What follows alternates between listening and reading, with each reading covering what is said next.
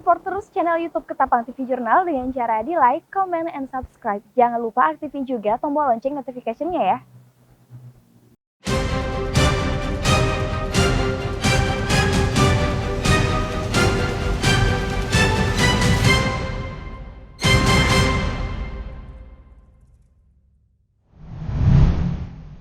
Saudara, berjumpa kembali bersama saya di Tauhtar Mauludia di dalam program acara Ketapang TV Jurnal edisi Jumat 2 Juli 2021.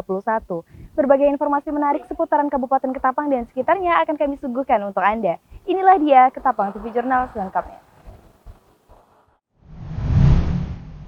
Kasus pencurian sepeda motor terjadi di dua parkiran hotel di Kabupaten Ketapang.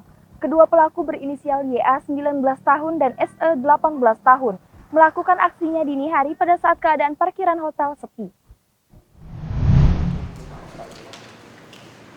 Pencurian sepeda motor pertama pada tanggal 27 Juni 2021 sekitar pukul 4 waktu Indonesia Barat di halaman parkiran Hotel Borneo, Jalan Dr. Suharso. Kedua pelaku YA dan SE telah mengintai sepeda motor KLX milik korban dan menunggu keadaan parkiran hotel sepi. Pencurian sepeda motor kedua pada keesokan harinya, tanggal 28 Juni 2021 sekitar pukul 1:40 waktu Indonesia Barat di parkiran Hotel Aston Jalan R. Suprapto.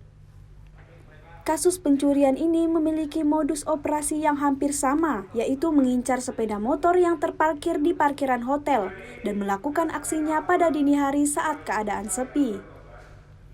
DAN dan SET. Jadi awal mula terjadinya kasus curanmor ini, yang pertama yang dilaporkan oleh korban yaitu pada hari Minggu tanggal 27 Juni pukul 04.00, sementara korban sedang menginap di Hotel Borneo. Nah, kemudian korban memarkir sepeda motornya di lokasi parkir yang sudah disiapkan di Hotel Borneo. Kemudian pelaku YAN dan SET ini melakukan pencurian, yaitu dengan membawa sepeda motor dengan mendorong jauh dari TKP untuk selanjutnya dinyalakan dengan menghubungkan kabel listrik pada kontak sepeda motor. Kemudian pada hari Senin, jadi berturut-turut ini, hari Minggu dan hari Senin, di Hotel Aston, di lokasi parkir hotel tersebut,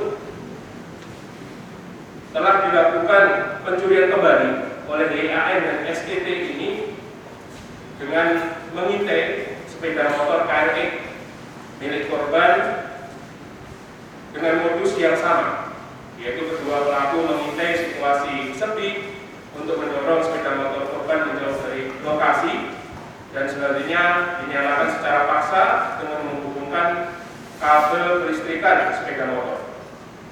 Kemudian pada hari Selasa, tanggal 29 Juni 2021, pukul 01.00, telah dilakukan upaya penangkapan yang pertama terhadap STT. Kemudian disita juga dua sepeda motor KLX hasil kejahatannya. Kemudian dikembangkan mendapatkan pelaku satunya lagi yang bernama YAN. Salah seorang korban bernama Abdullah Hakiki menjelaskan, korban yang saat itu sedang menginap di Hotel Borneo Ketapang mengetahui sepeda motornya telah raib di parkiran pada pagi hari dan langsung menanyakannya kepada pihak hotel untuk melihat CCTV. Awalnya saya pergi ke Ketapang untuk menginap di Borneo.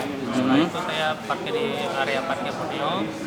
Pagi harinya saya pergi sarapan jam 8 pagi, saya tengok sudah tidak ada lagi motor saya. Lanjut saya melapor ke pihak Borneo ya, langsung saya melihat CCTV, bahwa dari CCTV tersebut mereka melakukan pencurian di jam 4 subuh ya.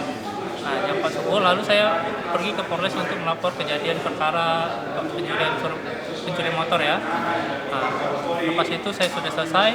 Terus saya dapat info bahwasanya di hari Selasa pagi motornya sudah ditemukan dan pelakunya sudah ditangkap. Sekitar 2 hari saja sudah ketemu.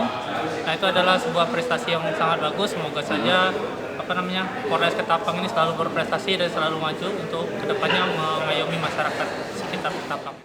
Kapolres Ketapang AKBP Wuryantono menjelaskan, kedua pelaku merupakan pemain baru dan berencana akan mengumpulkan 5 sepeda motor untuk kemudian mencari pembeli dan menjual hasil curian mereka.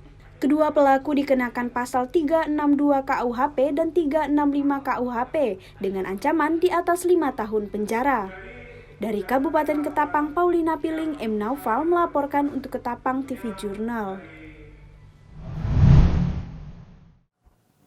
Musyawarah Daerah atau Musda ke-10 Partai Golkar Kabupaten Ketapang, Kalimantan Barat berlangsung di Hotel Grand Jury pada tanggal 2 Juli 2021 berlangsung dengan hikmat. Pada Jumat 2 Juli 2021 telah berlangsung musyawarah daerah atau Musda ke-10 dari Partai Golongan Karya atau Golkar di Hotel Grand Jury Kabupaten Ketapang, Kalimantan Barat. Dihadiri Ketua DPD Golkar Provinsi Kalimantan Barat Maman Abdurrahman. Acara yang dimulai dari pagi hari pukul 09.00 waktu Indonesia bagian Barat ini berlangsung dengan hikmat dengan menyanyikan lagu Indonesia Raya sebagai bentuk kecintaan kepada tanah air Indonesia diiringi dengan himne Golkar yang penuh semangat. Kalau mau melihat dan mengukur sinergisitas teman-teman Golkar di Kabupaten Ketapang, lihat dari peningkatan perolehan kursi Golkar di Kabupaten Ketapang di bawah kepemimpinannya Pak Martin Rantan. Yang awalnya 8 kursi naik menjadi 10 kursi. Pak Martin Rantan, Bupati, terpilih 2 periode. Artinya ini menunjukkan bahwa 2 hal. Soliditas, konsolidasi organisasi Partai Golkar di Kabupaten Ketapang cukup luar biasa berjalan secara bagus dan baik. Lalu yang kedua, dengan terpilihnya Pak Martin Rantan menjadi Bupati yang kedua periode itu menunjukkan bahwa memang beliau betul-betul bekerja di Kabupaten Ketapang ini secara maksimal untuk kepentingan masyarakat Kabupaten Ketapang. Karena hampir tidak mungkin kalau seseorang itu tidak punya prestasi atau disayangi oleh masyarakatnya bisa terpilih lagi yang kedua kali. Jadi saya pikir melihatnya dari sisi itu. Ya tentunya harapan saya, cuman memang ada sedikit evaluasi kita. Kan dulu DPRD provinsinya Ketapang ini kan dulu 2 kursi. Kita turun 1 kursi, mungkin catatan kita di situ sajalah. Kita berharap di konsolidasi di Musda ini bisa mengembalikan peningkatan perolehan kursi untuk provinsi yang sekarang 1 kembali lagi menjadi 2. Lalu untuk yang DPRD kabupatennya bisa meningkat kembali. Dan tentunya juga yang eksekutif seperti itu. Namun yang paling terpenting dari semua itu adalah semoga Musda ini menghasilkan sebuah keputusan, menghasilkan pemimpin nanti yang memang betul-betul serius mau berkontribusi untuk masyarakat. Karena pada akhirnya kami itu suara Golkar adalah suara rakyat. Jadi bagi kami, kalau partai ini nggak akan mungkin bisa bertahan kalau memang tidak betul-betul berkontribusi dan bekerja memberikan sumbangsi program-program yang pro kepada kepentingan masyarakat. Sekretaris DPD Partai Golkar Kabupaten Ketapang yang sekaligus Ketua DPRD Kabupaten Ketapang, Kalimantan Barat, Febriadi, turut hadir dan memberikan harapan dalam Musda ke-10 ini. Ya tentu saya juga selaku sekretaris partai dan juga di dalam kepanitiaan Musda 10 Partai Golkar Kabupaten Ketapang ini sebagai penanggung jawab bersama Pak Ketua yaitu Bapak Martin Rantan SMSOS mengharapkan bahwa pelaksanaan Musda ini bisa berjalan sukses dan baik dan bisa memilih pemimpin yang benar-benar layak untuk menjadi pemimpin Partai Golkar Kabupaten Ketapang. Sampai hari ini memang belum ditentukan siapa yang terpilih menjadi Ketua DPD Partai Golkar Ketapang, tapi insya Allah karena saya sudah mengantongi hampir semua pemegang hak suara di dalam Musda ini, tentu secara aklamasi nanti juga akan dilaksanakan di sore hari ini juga.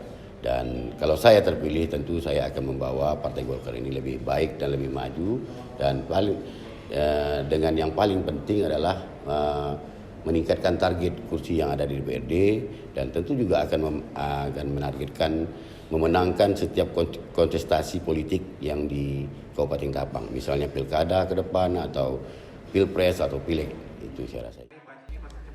Partai Golongan Karya mendengarkan suara rakyat dengan tagline Kita Satu untuk Indonesia, Golkar Indonesia, Indonesia Golkar. Dari Kabupaten Ketapang, Ditauk Tari Mauludea, Uti Pratama Yuda mewartakan untuk Ketapang TV Jurnal. Golkar Indonesia, Golkar Indonesia.